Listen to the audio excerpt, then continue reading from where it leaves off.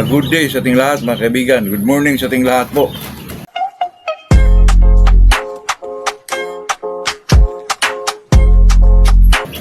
Bago tayo mag-umpisa mga kaibigan sa ating pag-usapan na sa araw na to, ay mag-shoutout muna tayo kay ating mga kaibigan po na si Midas Dasa, Supidin La Union, Milani Bulido, Samar, marami-rami ito mga kaibigan. Dicky Delgado, Sambuanga, Sibugay, kababayan natin to mga kaibigan. Riniboy Minoro, Kambuhay, Daram, Samar, Jose Eliera, Family Eliera, sila ni Sila Onirom, Domingo Junior Carrero, La Union, Giovanni Kumita from Cebu, Ryan Dalanon, Ad Velasco, Juni Nerquit Dawis, Romilin Gutierrez, Tabilong Biliran, Mark Dumagpi, Family Cabaluna, Marlon Palin, Roland Aquino. Magandang umaga sa ating lahat mga kaibigan. Ako po ay nagpasalamat sa mga nagpa-shoutout po kasi alam nyo naman, malaman natin na marami talagang nanonood sa atin at tunungan sa atin mga kaibigan ay talagang enjoyment lang po. Tungkol sa ating parapol mga kaibigan, bago tayo magparapol, 3 days before the raffle mga kaibigan, nagbabasahin ko po yung mga encounter mga kaibigan para may chance pa kayo mag-message kung hindi kayo nailista po. Yan lang po para talaga masaya tayong lahat mga kaibigan. Ang ating topic ngayon mga kaibigan ay itong bakit ba kinukulayan ng isang manok bago mag-exam po. Kasi mga kaibigan, alam nyo po ang halagahan po sa isang magkulay na isang manok mga kaibigan, napaka-importante po ito mga kaibigan. So depende na lang to sa akin naman siguro, sa lahat ng sabungan pwede naman to mga kaibigan. Kasi po may mga kontrapilo po ng kulay ang isang manok po. Depende na lang yun sa tao mga kaibigan. Pero sa akin po mga kaibigan dati po, talagang kinukulayan ko po yung manok ko mga kaibigan. Lalo na pag medyo maganda ang kulay, basag, bandirado, talagang sweater po. Kasi ang tao mga kaibigan, lalo na sa taparan po, ay marunong yung mga kaibigan, maganda yan, pamapalo, ganon. At saka na ang isang napaka-importante po mga kaibigan, katulad ng may manok ka na medyo talagang talagang alanganin ka sa kulay mga kaibigan. Kulayan mo po, lalo na sa mga puti. Ang puti kasi mga kaibigan ay pag puti ang manok mo ay medyo medyo hindi kalabanan mga kaibigan kasi manibago yung manok nila. Kung binabay yung manok mo, talagang manibago yung manok nila. Pero pag okay naman kung hindi kulayan, kasi advantage din yung kulay na binabay po kasi pag ang manok mga kaibigan makakita ng binabay, video kung sa Bisaya pa mga kaibigan, magbirig. Kaya maunahan po. Kaya kung sa atin mga kaibigan, sa akin po, ang napakaganda na pampakulay ng manok mga kaibigan, itong Bijin po. Tayo naman dito, hindi naman tayo commercialize kung ano man yan.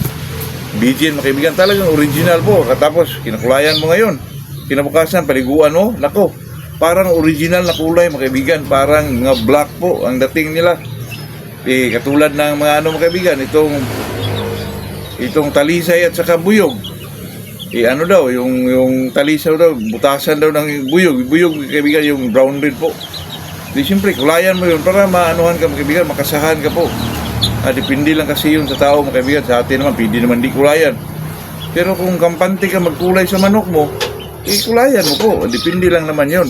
Depende lang sa tao yun mga kaibigan. Pero ang importante po, lalo na pag medyo ng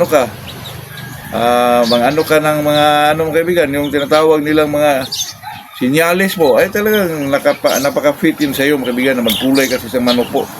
Kasi naman mga kaibigan, sa mga manok po, mayroon talagang medyo sa kulay mga kaibigan, medyo daig sa kulay po. Kaya ginagamit yung pangkulay mga kaibigan para makalamang ba yan o maka-advantage yan. Depende na lang yun sa isang magmamanok po. Sa akin naman dyan mga kaibigan, wala naman akong kontra dyan, pero kung depende lang sa iyo. So sa akin dati mga kaibigan, talagang nagkulay po ako mga kaibigan, lalo na pag ang manok mo ay medyo medyo mga kulay na madalas po hindi kasahan mga kaibigan, katulad ng mga puti, yung mga medyo kakaibang kulay mga kaibigan, kasi ang mga manok dyan ay medyo manibago sila. parang kulang sa diin ng palo po, kaya ganun mga kaibigan, kaya kinukulayan ng isang manok para makasahan ka sa sabungan po. Tayo naman dito mga kaibigan ay talagang naranasan naman siguro natin yan lahat po, kasi pag ikaw ay kung gusto mo talagang siyempre except sa cheat mga kaibigan, nagawin mo talaga lahat para manalo tayo po. Tayo naman dito mga kaibigan ay hindi naman tayo lamang sa ating kapwa. Sa atin lang ay kung ano yung mga dapat gawin ay tara pinag-usapan natin mga kaibigan. At saka may isang tanong itong kaibigan natin na si Gilbert Lopez, ano daw ang pipiliin ko, yung bulag sa pagkabata o bulag sa yung nanalo siya sa laban mga kaibigan? Sa akin naman dyan mga kaibigan, alam niyo po, pag ang manok ay nagbata siya katulad ng isang tukong na manok, yung walang buntot po, nagbata siya, ay talaga marunong na talaga siyang manimbang. Pero iba kasi itong bulag mga kaibigan, bulag isang mata po. Kasi pag pinili mo yung bulag sa pagkabata niya, di mo naman alam kung magaling bang isang manok yan. Pero pag ang manok na nanggaling na sa laban, nanalo na siya, tapos nabulag siya, talagang magaling ang manok na yan kasi makaaninag lang ng medyo object ang isang manok kaibigan. Yung may isang talagang magaling o yan, magaling mag-deliver ng palo. Kaya sa akin kaibigan, dun po ako sa manok na nabulag siya sa laban kaysa nabulag siya sa pagkabata pa po, yung inborn. Ayoko nung gano'n kasi kung nabulag siya sa inborn, depende na lang yun kung magaling siya o hindi naman siya magaling. Di doon tayo sa video nabulag siya kasi nanalo siya sa exam po. Yun ang sa akin lang yun mga kaibigan ha. Salamat sa tanong ng ating kaibigan na si Gilbert Lopez. Napakagandang tanong po.